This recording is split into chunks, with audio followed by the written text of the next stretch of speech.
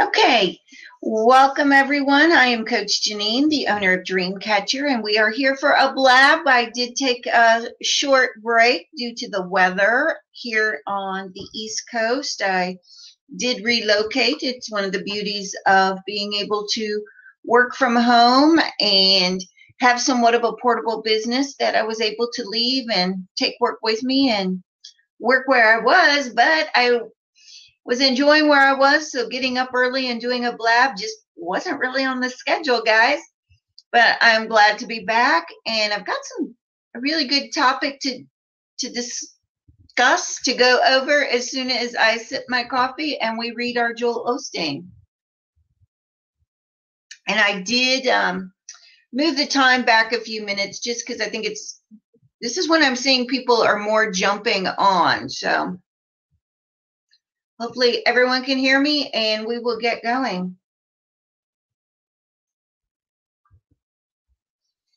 And as always, I will start the morning with our Joel Osteen. So the generational blessing. Hey, Bruno, good morning. I'm just getting started.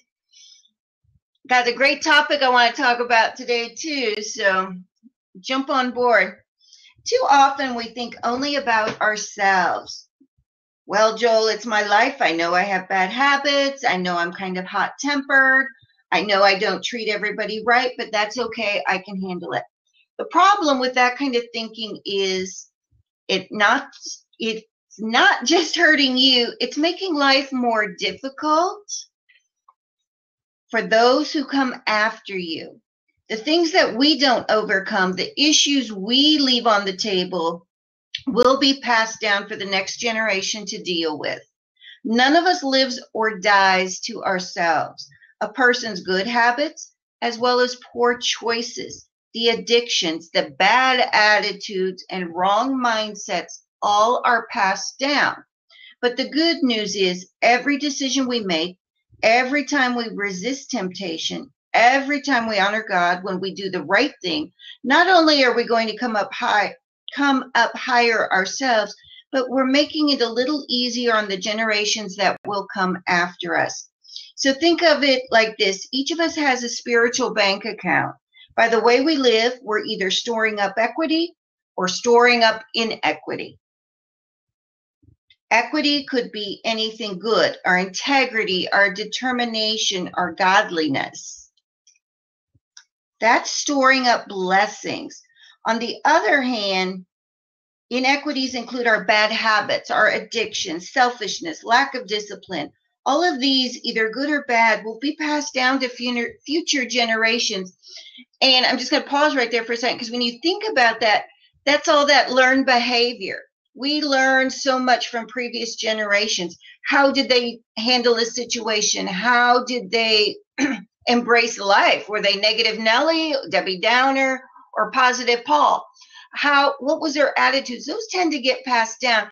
And, we see them, whether we're educators, therapists, counselors, coaches, even with just family and friends. If you're really aware, and we'll just say you're in the grocery store and you watch children, they have very similar habits, mannerisms as their parents. You could come out. So that's something to think about. Now he continues, I like to look at my life as a few laps in a marathon that our family line is running. When my life is done, I'm going to hand the baton to my children. Contained in that baton will be my physical genes, my traits, hair color, eye color, and size. It also holds my spiritual and emotional DNA. It includes my tendencies, attitudes, habits, and mindsets. My children will take the baton, run through laps, and hand their children, and on and on. Every lap that we try with purpose, passion, and integrity is one more lap that can be used for good by those that come after us. Ooh, powerful. In a sense, the laps we run will put future generations down the road towards significance and success. If you don't have children, you're going to live on through the people you influence. That's your clients, your customers, your habits, your attitudes. What you stand for will all be passed down to somebody, even the people that work for you, on your team. We need to think about the big picture. I want to leave my family better off than it was before. I hope, and I hope that for everybody, but we find it often is not. Sometimes parents don't want their children to be better just because of their own selfish reasons. I don't want selfish addictions or bad habits to diminish my life. I want everything about my life now to make it easier for those who will come after me. So today's thought to becoming a better you. I'm making a spiritual equity deposit today. That is just super powerful when you stop and think about what are you passing on like this. We pass it on and jump on the hot seat, jump in and let's talk about this a little bit, because I think that's part of this mindset. Do you have somebody that you deal with every morning? They come in and they're grumpy Gus, and you want to hear like, gosh, why like that? Where did they get that? You know what? That's probably what they were raised around. It's what they look up to. So it's really making that choice. A lot of it is about choices and how do you want to live. But I think, the eye opener that we often forget is our children and other people are watching us, and they're adopting what we're doing. An example of this I've noticed in one of my online classes I have a co-instructor. We've had some very rude students now online, so it's all pretty much email, even though they can call me if they want. But the emails are rude. They don't start out with a dear Miss Jaynine, good morning, good afternoon. No greeting. It just and they're very like yesterday. Somebody's like, I don't see why you gave me this grade. You didn't give me any feedback on why I got this grade, and how can I do better on my paper? Blah blah blah blah blah. Blasting and nasty. And before I could research what grade I gave her and why, she said another one. I did this. It was right. Well, I went back and looked. Oh, she said her paper was on time. No, her paper was a week off. It was a week late. We have a very specific grading rubric, and all she needed to do was check, and she would see exactly my comments. She was late. Not followed all the requirements. And I politely, and I was like, no, I am telling her she is being rude. But, that's just something that just seems right now to be, an example that I bet she comes from a rude, blasting family. And we've had several like that in the classroom. So it came up with our division chair, a discussion on how they want us to handle it, because it needs stopped. Because then again, it continues and it continues. And we have shared several videos on using your manners. I've created videos, email etiquette, tone checker. All the tools have already been politely given to them. They're just not choosing to use them because they see there's nothing wrong with your behavior. So welcome, Carissa, Alec. We've got some new people jumping on. We're talking this morning about our spiritual bank account and how really just everything we do is being passed down to our next generations. And it's very powerful. And an example of this is going to be a good segue into, I like to keep this something that for as business owners or, a real life lesson. Thank you for the love. Last night, one of my clients, I love her to death. She went to do a speaking engagement. And I guess we're considered kind of a small community here. So it was a live speaking event. And she did a fabulous job. Now, many of us knew each other in the room.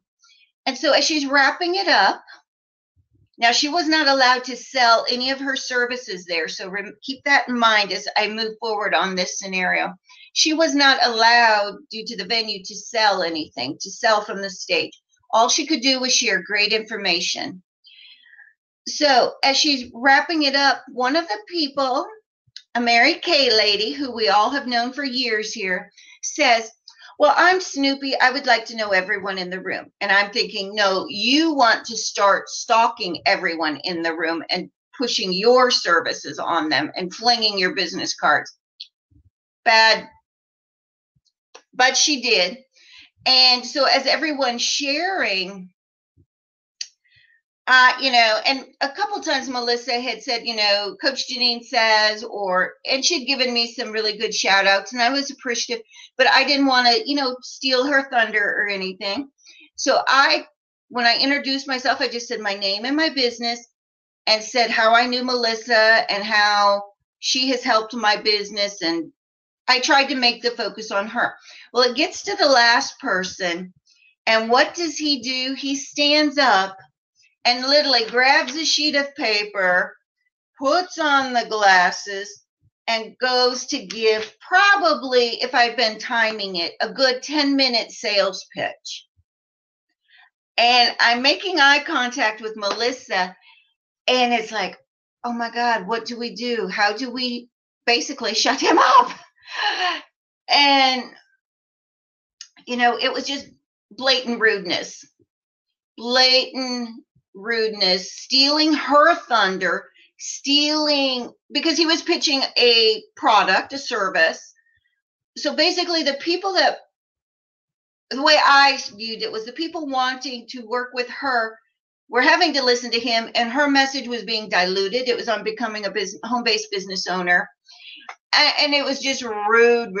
But you know what? I think it was planned because these people had said, oh, we just were at this one last night. We go to all of them. I think that's part of their sales strategy, their strategy. Faith says, I have that with so many times in networking and lead groups, which I don't go anymore. And I think that's why I stopped going to some of these. But this morning, because then Melissa, I said, that's a good one to discuss in our mastermind group. So this morning I saw she had posted and people had posted their comments.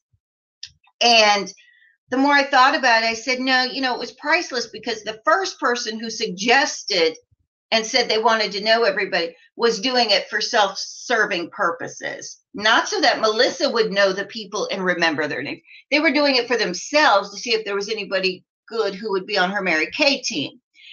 So it kind of backfired on that person, because I looked over and her face was like, really? And I just kind of chuckled because I thought, you started this. But she had told me one time early on when I started my business in 2006 that she purposely went to events to network, not really to learn the information. And I think that's rude to the person hosting the event. I just think it's rude. So let's talk about it. I would love to know how you all would handle something like that, because you don't want to be rude. Jump on in, Carissa. I'm off of work today, so excuse my appearance, but Nope, this is morning Moto. We have no makeup requirements. It's 6 a.m. in the United States, and I purposely, it's like, I finally did do my hair, but if you look at the first ones, I was in pajamas. Yeah. It's comfortable time. Hair is done. So you've had this happen? Yeah, I've had it happen. I've been in business for about 17 years. I'm not going to get into really my business because I'm not even taking clients. But one of the things that I heard yesterday happened to be priceless. In our fields, we're in continued education.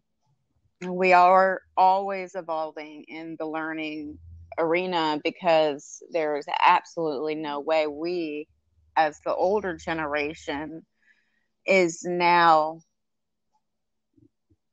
coming farther. We have to learn what these younger business owners are achieving and what their ideas are and their mind frames are and what they're coming up with.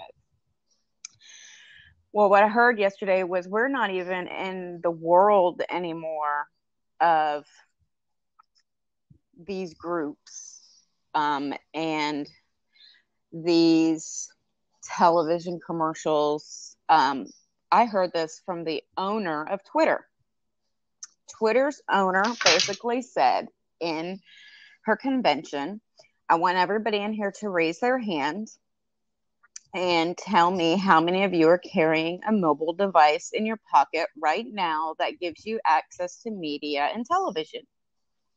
And not one single person didn't raise their hand in a room of over 500,000 people. Okay. She said, now I want every single one of you to raise your hand if you have a TV in your pocket. If you brought your television here with you. Not one. So, moral of her story was buy ads on Twitter, Facebook, everywhere else, because we're just not sitting in front of the television anymore. Well, that's true. So, I have taken my world of running from door to door. I have taken my world of going from place to place, joining this group and that group and paying this fee and that fee. And I mean, because you'll literally get raped as a small business owner. I remember when I was starting out, and I don't want to, take too much of your time because I know this is your room. I know when I was starting out. No, this is good information. We all learn from each other. I agree. I think it's beautiful. You're saying things I agree with. So keep going. When I started out as a business owner, I was only 17. I'm going to be 38 in December. And I started with a dining room table that I pulled out of a dumpster, a telephone that I bought for $3 at the dollar store, and a fax machine given to me by another business owner, and 3 clients that were given to me by the man who went out of business owing me my rent money. I got to work. I have a motto that I say all the time: don't cry for money because money won't cry for you. Get your ass to work. So I love it.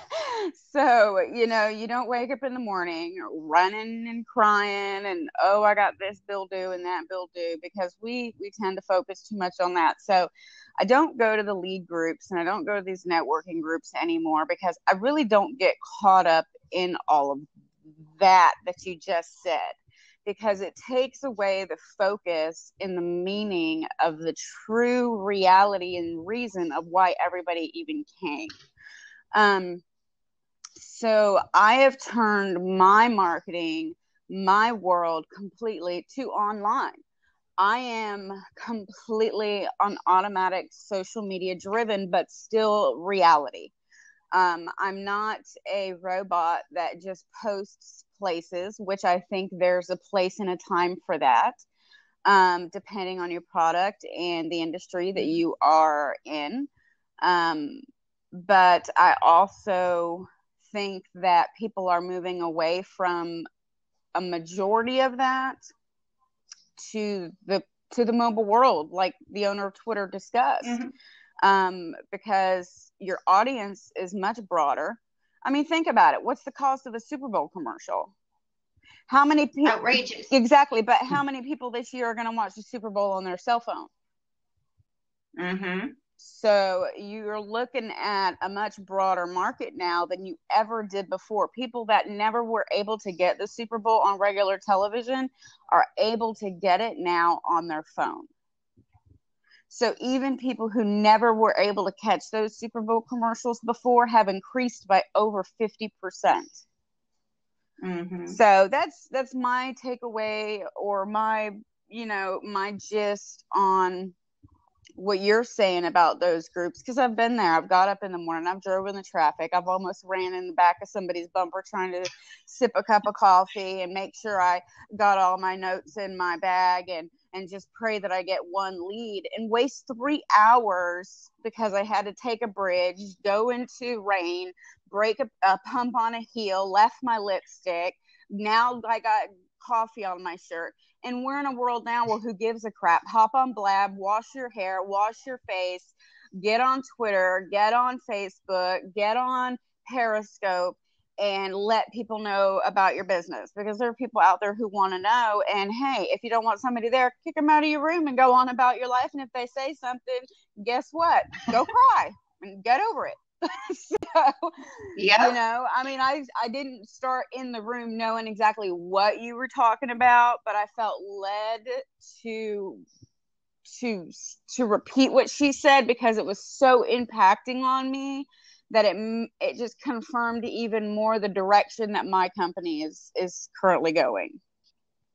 It is, and it's very, I love social media. I started my business in 2006, and Hillary, and I see we got Amy, Gavin, welcome, Robert, jump on board if you want. We're talking about, of course, we're trying to get in the right mindset for the day. I did the Joel Osteen, and we're talking about our attitudes, our mindsets, just even our mannerisms, our coffee addiction, how this is passed down to generations, which led to segued into a discussion about last night. One of my clients was giving a speaking engagement, speaking about for Home-Based Business Week here.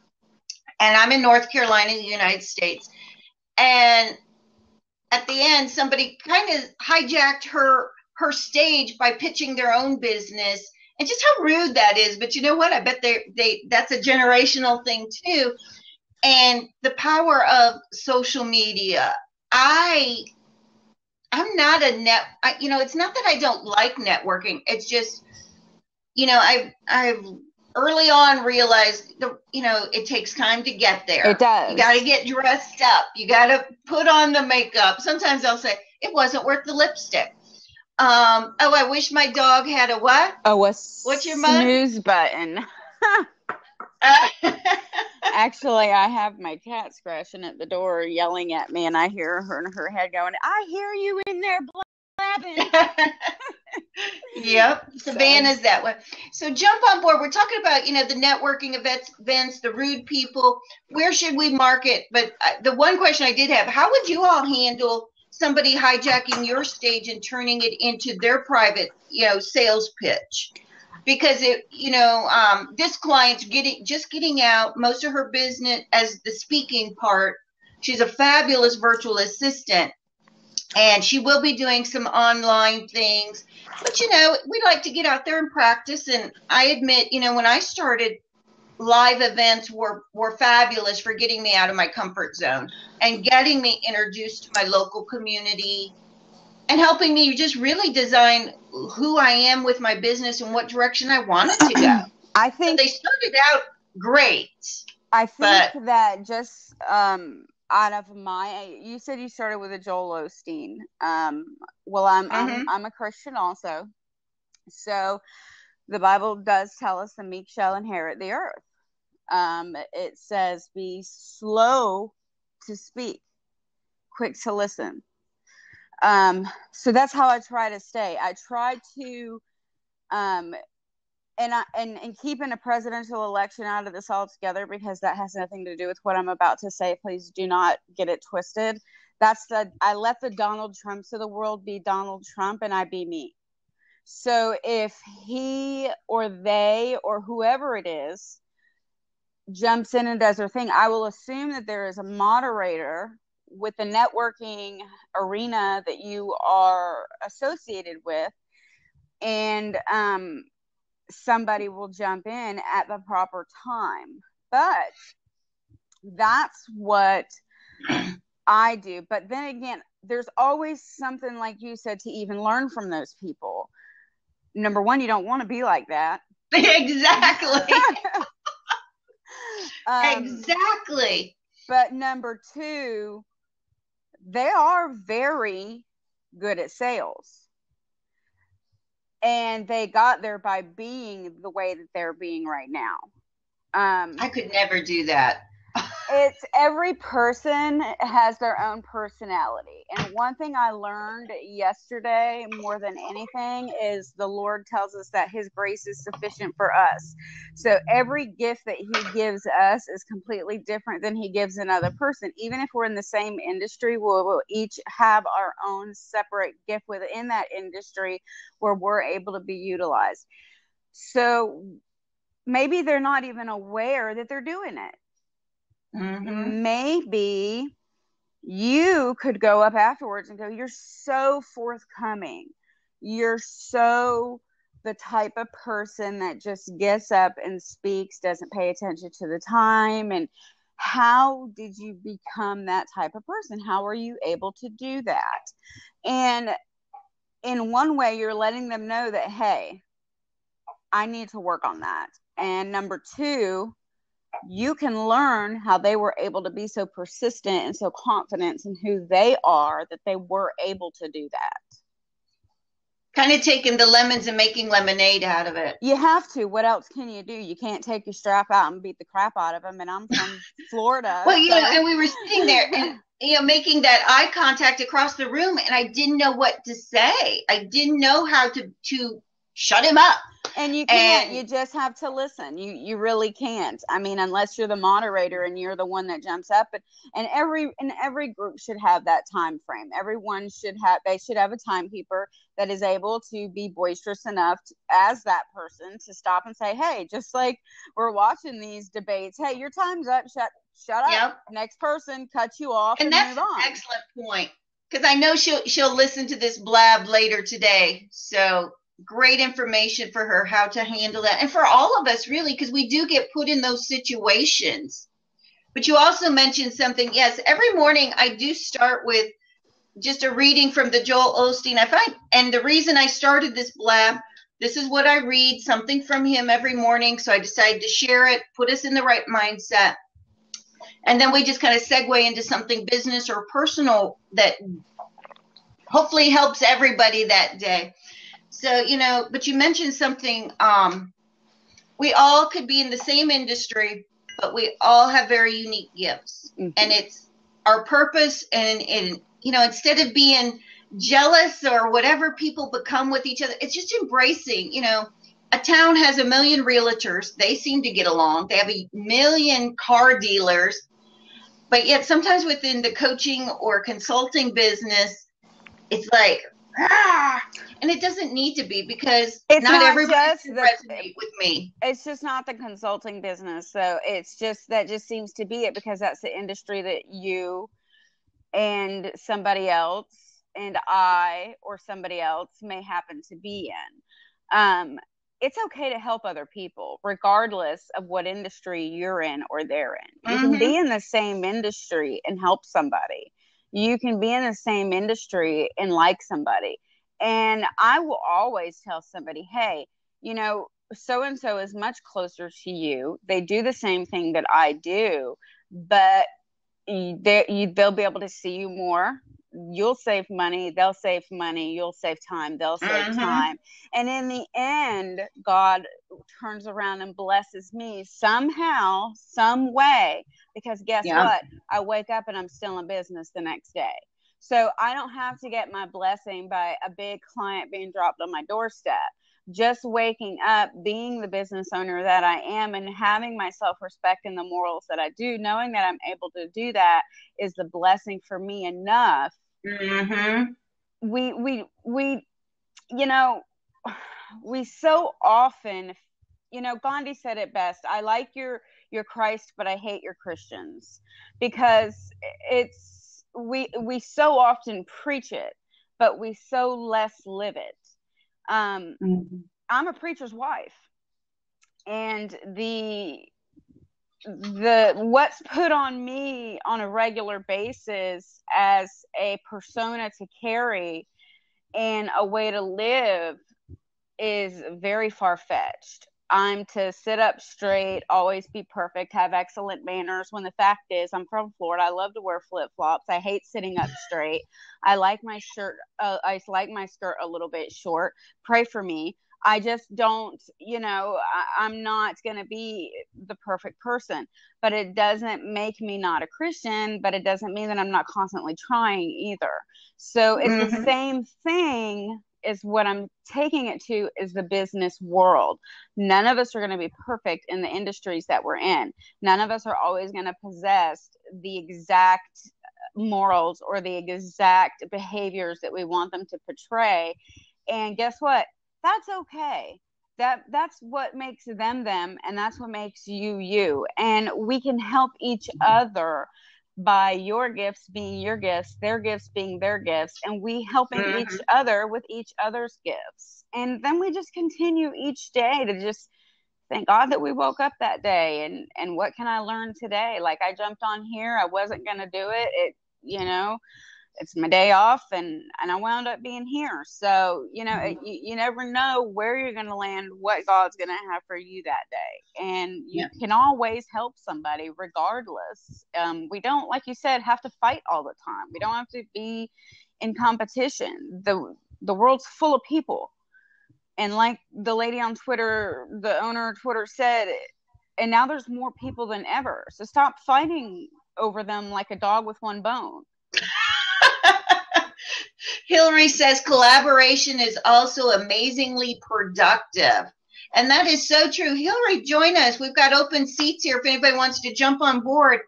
We're just talking about kind of getting along and helping each other grow. And okay, Hillary's going to join us. Good. And remember, when you tell a little bird, we all kind of get jumped out here and everything. Hi, Hillary. Hi, morning. Well, yes, morning it is, isn't it? It's morning where I'm at. It's 20 minutes left of the morning, so yeah.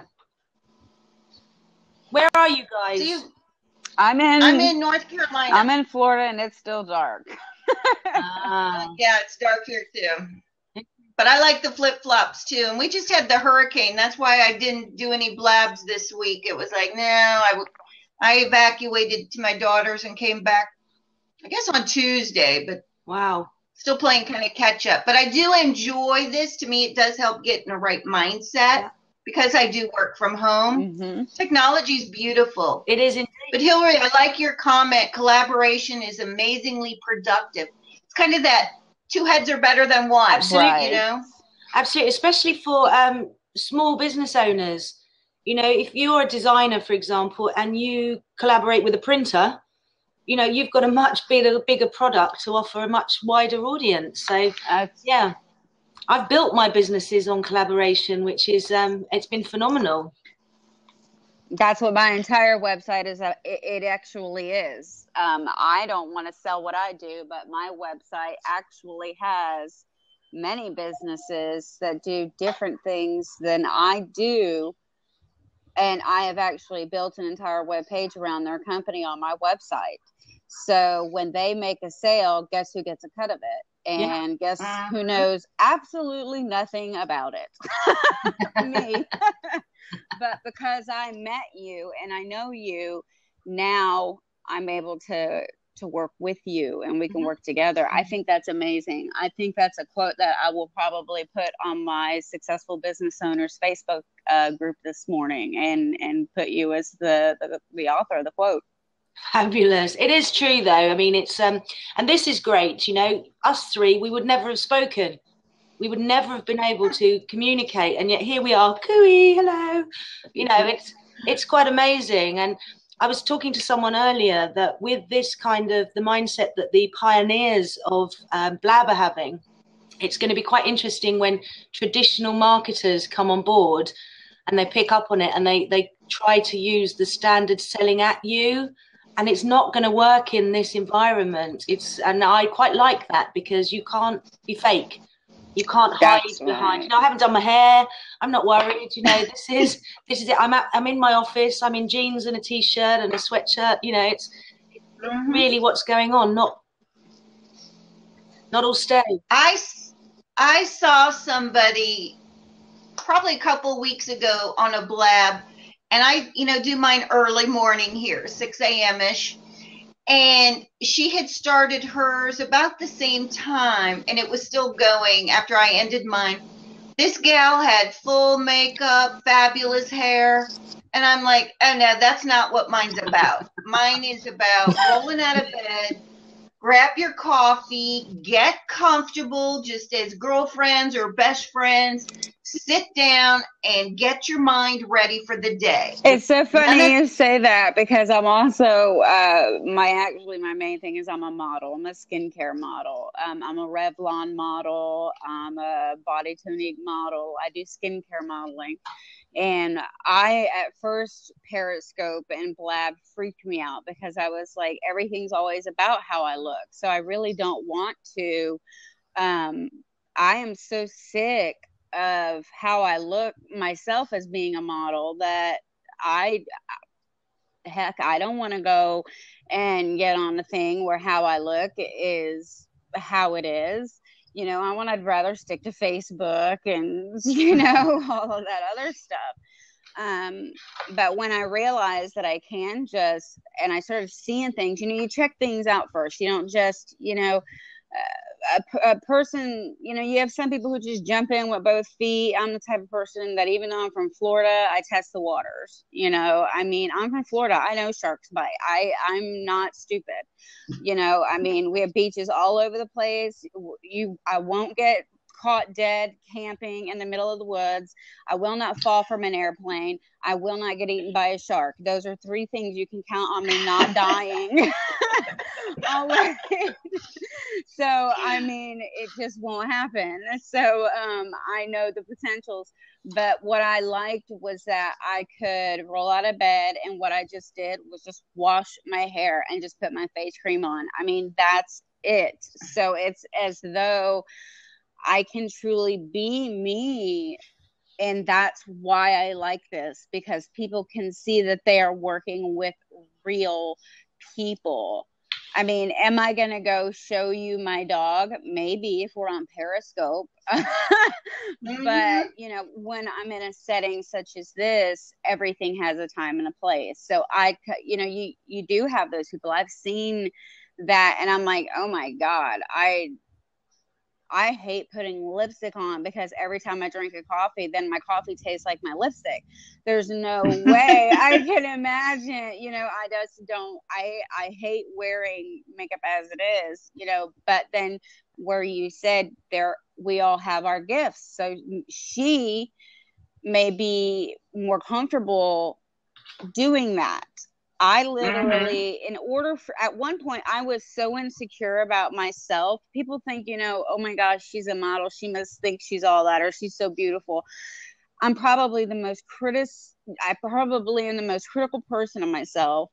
I probably least like my own self and have the most flaws that I could point out about myself more than anybody. And I had to, at one point, I wouldn't go to the grocery store without getting all dressed up. And I read a book by a preacher's wife, and actually Beth Moore. And she gave me a challenge. And it was probably the hardest challenge I ever did in my entire life. I'll never forget it, because my first day was the hardest. And I had to do something every day that week that scared the crap out of me. That was the easiest thing to do. Something like going to the grocery store without makeup on. Oh my God, I wanted to die. I was like, are you kidding me? People might see me. There's no way. What if I run into somebody at the Apple stand? You know, because you know that theory of we always run into that one person when we look like crap, but when we're all dressed up, nobody comes over. I feel the same way. I'm like, Mom, my house is all clean. It smells fresh, but nobody's knocking at the door. Why isn't anybody coming over now? You know, well, it's 11 o'clock at night. That's why, you know, so, I did something each day in that entire week. And it changed my whole life. I no longer throw everything on to go to the grocery store. In fact, I call it my Walmart get up. I just put my I'll put on, you know, something like Facebook, like, all right, guys, I'm headed to Publix in my Walmart get up. So if I see anybody there, don't judge me. Yep. But you know what? A lot of this, you know, I think is, you know, I'll be 52 next week. You know, it's been ingrained in us. Thank you. To have the perfect makeup, the perfect hair, the perfect clothes. But I have found, you know, where I'm at, we've got like 3 distinct areas. If I'm going to go to an event somewhere north of me, flip-flops, because they're more of a beach town, is very appropriate. A cute little skirt, t-shirt, and flip-flops. Well, you're on vacation. Here, it's more business casual. An hour south of me, I better be in a suit. But what, you know, as we talk about, you know, being here, being us, people, they tried to send me one time to a radio coach for a radio station I had been on. I had a show on. It didn't work. I couldn't be me. And I remember somebody early on doing podcasts. I had ended an interview and I said, oh my God, I was horrible. And she says, no, you're you and people love you and they will resonate with you. I talk with my hands. I'm a retired Marine, so sometimes I get a little edgy. And she says, no, you're just you and be you. Don't try to be somebody you're not, which we kind of talked about at the beginning. We don't have to be all perfect on here. But when I was telling my mastermind group, we were talking about something the other night and it led into this, which reminded me, I have certain clients who have certain expectations of how I should look. But I had one, loved him to death. He was a car painter. He painted cars. And he would go home it was like an over an hour round trip to come back from where he worked, which is close to where I live And I finally said, stop going home. Just come here straight after work. And he says, but I'm dirty. And I said, that's okay. I'll put a beach towel in the chair. Be comfortable. But he always seemed still a little nervous. So I tried toning down, more casual, more. Well, one day he called and he said, can I come over early because we're getting off work early? And I said, yes. When will you be here? And he said, well, can I be there like almost now? And I said, okay. So it was a Friday. I had not showered. I'm in house cleaning clothes. I quickly finished cleaning up the downstairs, which is where I meet with my clients. He comes in. We had the most fabulous session ever. After he leaves, I look in the mirror. I had coffee dribbled down the front of my shirt. I had not put on any makeup that day yet and had totally forgotten about it. You're killing me. That's the best. From now on with this guy, hoodie, jeans, flip-flops. And we had the best session. So, always being the beauty queen doesn't work for our clients. It doesn't bring the best out in our clients. And that was a lesson for me that, as much as I wanted to be the professional consultant or coach, it didn't work for him. It didn't make him feel comfortable. And I had to meet him where he was at. And that's so great because I grew up being the kid picked on. And I at one point I weighed 501 pounds. I was literally a whopping 501 pounds. And today I stand at 123 pounds and work my butt off and am a Revlon model and all of that. But I never in a gazillion years dreamed that would be my destiny. So, hello, great, high school reunion. But it was my entire life growing up was pure hell. I mean, it was, I many times wanted to commit suicide growing up as a teenager because of the being picked on by the kids. But I think that at this point, God just allows us to be ourselves the older that we get, regardless of what we're doing. Mm-hmm. And when we're seen in our true form, because what's done in the dark comes to the light. That doesn't just assimilate that sins are what the Lord is talking about. It also means that who we are in secret in our private lives will eventually mm-hmm. come to the light. And that light will be what shines to others, which will truly be what attracts them to you. Because the facade can only be put on for so long. And, I think that's the beauty of getting older, because from my 20s to 38, I was in the Marine Corps. And of course, having to be one type of person. And I would always joke, I can't wait to be 40. I'll still look good, but I could start telling people what I really think because I'll be 40. And then hitting 50, it was, I can't wait to be 50 because now I could really start being me. I just felt like I didn't have to be as polite. And I know that sounds horrible and it kind of contradicts what we were talking about at the very beginning about people being rude. But I think as we age, we come into a new confidence of, gosh, I wish I had known these things or felt these things using the gifts I was given back in my 20s or 30s instead of squashing them, kind of as you said, keeping them buried. Because I do think we all have unique gifts. And that's why I came up with my business name, Dreamcatcher. I truly feel a lot of people don't know how to dream. They're not afforded the opportunity to dream and really make those dreams come true. But, you know, waking up every morning with that positive mindset and knowing you get to work on something that's going to get you closer to your goals is very powerful, and not to let others stomp on your dreams, your goals, your being you. I mean, I'm not saying we can all go out and be, you know, serial killers or be rude and nasty to people. We do need to kind of squash that ugly side. Yeah, you reap what you sow. But it is really stepping in and using the gifts you were given, because we all have very unique gifts, and that's where the collaboration comes in. I have an amazing team, and I don't want to do some of the things that they do. I don't like spreadsheets. I'm so Yesterday, sorry. I just want to say I'm so sorry about moving around. I also do dog rescue, and my dogs are home dogs. They're in-house dogs. So this is the process I go through every morning of waking them up and letting each pack out one by one. Oh. So Hillary, jump on in. I'm doing a lot of blabbing here. I was just thinking what you were saying about being 40.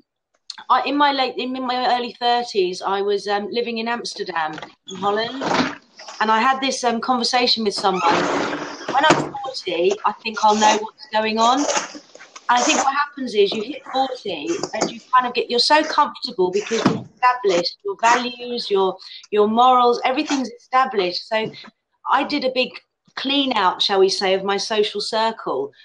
Oh, I'm telling you, it was so liberating. I realized I was spending time with people that were just sucking my energy, and they were draining me. And I'm quite an energetic person. I don't mean physical exercise, I mean in general. And I was going, of course not. That'd be way too easy. I was going home after a night out thinking, I'm absolutely shattered. They've sucked all my energy out. And I think I'm 43 now, and I'm so comfortable in my own skin that I'm really enjoying life. And I think that's a conscious choice I made. I'm so happy to hear that, because I'm going to be 40. I'm through my teens, I was broke out all the time. Through my 20s, I wanted to do everything. Through my 30s, I thought I was missing something, and now I'm ready to turn 40 and ride it out. And 40 is liberating. It is. And for me, I knew I was going to start working on my master's degree and my PhD and everything. And it was just, for me, a freedom. Mm. Plus, of course, my kids were all growing up and out on their own. But Asaf tried to join again. I was trying to do too many things over here. But join the conversation, anybody. We've got an open seat for a few more minutes here. Yeah, you're actually going to have two, because I got to go, ladies. I'm off today, but my husband is, you know about it. He's actually retired military, but he just got out of the hospital with double pneumonia. He's on oxygen. Ew. Yeah, oxygen 24 hours a day. And one of the medications they gave him swelled his leg up really bad. So I've got to go check on him and kind of get my household running and because I'm off for today and tomorrow. But I'm going to be checking out Blab more. So if you see... Oh, thank you so much for joining us. If you see me in a room, don't leave me alone. Well, that's how I feel sometimes. Like somebody, I try to typically do these Monday through Thursday. I take Friday off. And I've been tweaking the time between 6 o'clock, 6:10, because it seems like a lot of people don't join until 6:10-ish. So I just love this. Great way to get in the right mindset for the day. Thanks so much for joining us, Carissa. Absolutely. For me, it was truly a blessing. Normally, I get right up, do my quiet time. I don't do any of this. I don't know why I even did this. Because you had a great message to share with us. Yeah. Great reminders. I hate talking first thing in the morning. I turn on Joyce Meyer and just do it. I'm listening to her. So. She's another one. You know, Joyce Meyer, Joel Osteen, to me, they just get us in the right mindset. Well, you guys. And it's great to know we're not alone on our, sometimes when we're a business owner working from home, it's very lonely. Well, you guys check me out too on businessbuildingwithcarissa.com. And though I don't take new clients right now, I always stay out there. You have to stay out there because clients don't live forever. My modeling career is something that's completely separate. I don't live off of that like a football player. If he breaks a vertebrae, he's out of gas. He better have his backup plan in hand. So, you know, check me out. I'll check you guys out. I'm just like you guys. I work from home and I'm in my office every day. People think that because we work from home, we're so lazy, but honestly, we're the most disciplined of it all. You know, we're in there before everybody else and we're the last to leave. So it can get boring sometimes. And I like Blab a lot so far because it's a lot better. It kind of makes you feel like you have other people around, you know, and it can get lonely. You get a fresh perspective on a lot of things. Well, it was a joy. But I signed up for the notifications, and I look at it and like, my God, how do some of these people get any work done? They're addicted. They are on here constantly 24/7. They're not even sleeping. No, I'm very disciplined. If you see me, I try to keep it right at an hour. Yeah, if you see me on here, it is a moment of free time. I do, though, as a business coach, tell people that don't think social media is not work, because some of my customers will feel that social media is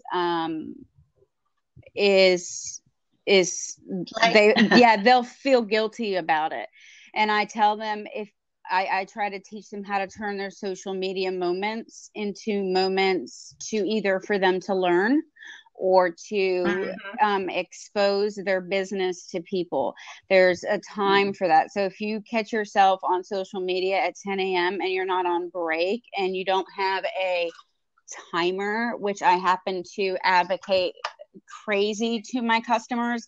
Not only that, as an adult with ADD, I live with a timer. I don't take medication, because what happens if I have to stop taking medication? How am I going to learn how to live with what others consider a disability? So, you know, I teach people that social media is not always a guilt trip. Stop being so hard on yourself and use social media to its fullest. You have your moments of where you can have your free time, but then you have your moments where put on your list social media for the day, and then give yourself a time frame. Yeah. You can get tired of clear boundaries. Yeah, clear boundaries. But all right, ladies, you'll keep me forever. You know how women are. We'll talk all day. That is the true saying. You guys are blessed. Love you all. Have a great day. Have a great day. Bye-bye. Bye. Okay, Hillary, it's just you and me now. Hello. Yay. So what's the rest of the day got in store for you? I have tests to grade for some college students, and then I get to go to the college and teach about development. And then I've got a new client coming by later tonight. So I've got a full day, but I love it. I love the flexibility. I always wanted before I even knew about or thought about being a coach, I just thought I would be a therapist on the beach with my laptop and, you know, just have a very portable, I guess, almost career, because after 20 years in the Marine Corps, I wanted to be me. And kind of started my business because people kept prompting me to start a coaching business, and I love it. But while I was working on my master's degree and PhD online, I kind of thought, you know, I like this online teaching gig too. I think I want to do that because I could be traveling. And now that my kids are older and scattered throughout the United States, I could, you know, have laptop can work. So I teach online. I teach in a seated classroom and see clients, and there's never a dull moment. And what I'm teaching in the classroom, I love that the textbook companies always are sending me new books, which keep me, psychology always comes into my coaching. I do business and career coaching. So psychology always comes into the equation. So never a dull moment here. What do you got going on? Well, I don't work from home. I have, this is my office. I'm in my office that's in a beautiful setting in about 40 minutes south of London, east of London. This afternoon, I'm going to take the afternoon off and I'm going to spend some time with my parents. Nice. And this evening I'm being taken for dinner by a client and his wife. So it's a nice day. So I won't wear the jeans and the t-shirt for dinner because we're going to a very nice restaurant. And that'll be a nice environment for me to be mixing in. So yeah, quite a nice day planned. So what do you do? Okay, I'm a bit of a portfolio entrepreneur. The building I'm in at the moment is also a skincare clinic, but I own a Women in Business magazine, and I host a lot of awards for women in business, independent businesses, and health and beauty businesses in my local county, which is quite a big county here in the UK. And I do a lot of professional speaking. So nice. I've done two. It's Thursday. I've had two big events this week, and they've both been so different, but really cool. So I like you, there's never a dull moment, and no 2 days are ever the same, which is fantastic. Yeah, I love it. I think that's the beauty, again, as we just come into who we're supposed to be. We write the rules. Yeah. And I have a coach I worked with. He'll always say, it's your playground, your rules. Yeah. And that is so true, because people will be like, you should do this, you should do that. And I was like, but I don't want to. Yeah. That's not what I want. That's not what I'm about. That's not me. No. And if I had probably tried to be a business owner back in my 20s or 30s, I could see me adopting rules that they think I should have. But it's like, no. I don't want to. My career before I set up in business for myself over 10 years ago, 15 years ago, I used to work. I've worked for, you'll know these, Bank of America. As a linguist, I speak foreign languages. I've worked for Goldman Sachs. Oh, wow. I've worked for Hewlett Packard and ABN AMRO. So those companies in my early 20s, one, afforded me a fantastic lifestyle, and I was able to live abroad for 4.5 years. Two, they provided me with transferable skills that were relevant to my own business, because Goldman Sachs, you would have a list of training courses and you could go on them. And I remember doing a presenting one that Goldman Sachs paid for, and I was in that course and I loved it. And I thought, this is a part of me that I want to grow. And I have, and I'm very thankful to have had those big corporate opportunities. I'm even more thankful that I had the balls to step away from the big salary to the no salary. But I agree, you come into yourself of where you're supposed to be. And I think, I always tell people there's no, I don't have regrets spending 20 years in the Marine Corps, because it was a stepping stone. And a lot of the business coaching I do is teaching people what I did in the Marine Corps for 20 years, systems, strategies, procedure manuals. And I'm always amazed that people don't have those things done. It's like, that's what I did in the Marine Corps. That's what I was admin. I ran a good office. So, the things that investing in ourselves, it kind of goes back to what we started early on about people not wanting to invest in themselves. They just want to snatch and grab. But you've got to be willing to invest and learn. They're not mistakes. They're lessons learned. And all those things just continually build, and life is forever evolving and moving forward. So if we don't keep, even just jumping on the blab, I heard about it. I think a week later, I finally jumped on a blab. The next day, I tried to host my own with the help of a couple people on my team. And then the next day, we started the morning Moto. We just jumped in. Absolutely. Me too. And are learning. Because I think it's valuable. It's a great way to connect. It's a great way, for me to use one of my gifts, which is empowering people, putting them at ease, getting them to move forward, getting unstuck.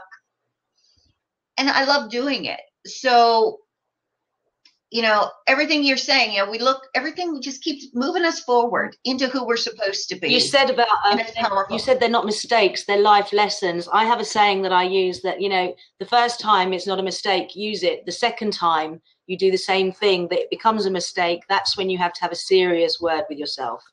You have to put yourself down and say, what are you doing? Why are you doing? Yeah. Yeah, it's an interesting one, because people do the same things and expect different results. And of course that doesn't happen, does it? No. And I think we don't teach people. I'm sorry, my son is sending me a text message early this morning. I'm telling him, give me a few minutes.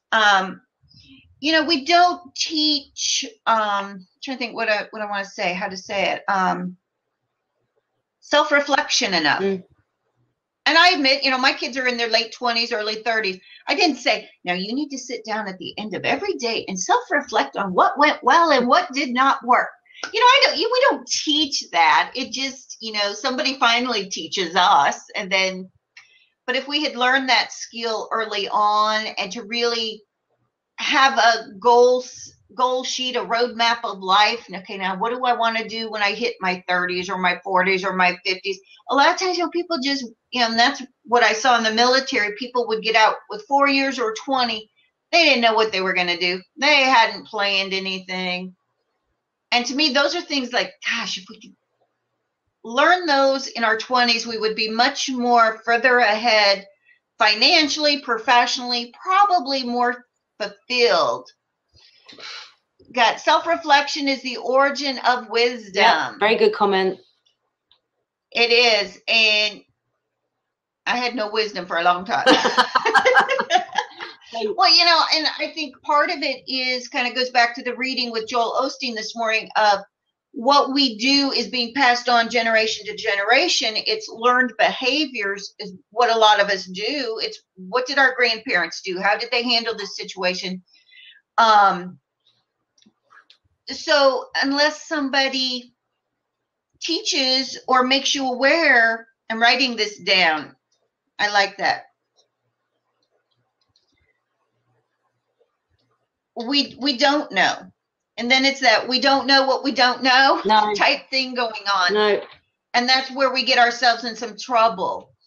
But it's, again, the beauty of Blab is we've got so many different perspectives and things that, Carissa shared early on. I was telling a story about what happened last night at an event for one of my clients. And she had a great way to turn that around and let the person realize they talked too much. And I would have seen it from that perspective. I was just dumbstruck, like, really? You just did that? So, it's a beautiful thing. Beautiful thing. I'm going to have to leave you now. I have to go and do some work. But and I was just going to say, we are out of time, folks. I got to get out the door. The sun has finally come up, so it's time for me to walk Miss Savannah. She's been sitting here just on her dog bed, patiently waiting. But we'll try to be here. I'm here Monday through Thursday. Might jump on tomorrow because I've missed this week being gone. But this is beautiful. Thanks, Hillary, for jumping on and sharing some very powerful lessons with us all. Everyone, Michael, Chuck, Charles, everyone, Adam, Allie, we had a lot of you listen. Again, self-reflection is the origin of wisdom. That's from Charles Court, MD. Fabulous reminder message to end this blab for today. So everyone, go out, have a fabulous day. Thank you for joining me. If you missed the beginning part of the blab, catch the replay, and we'll be back here on, I'm not sure I'll do one tomorrow, so definitely be back on Monday, back on track now that the hurricane is gone. So everyone have a very blessed day. And again, thank you for joining me. Bye-bye.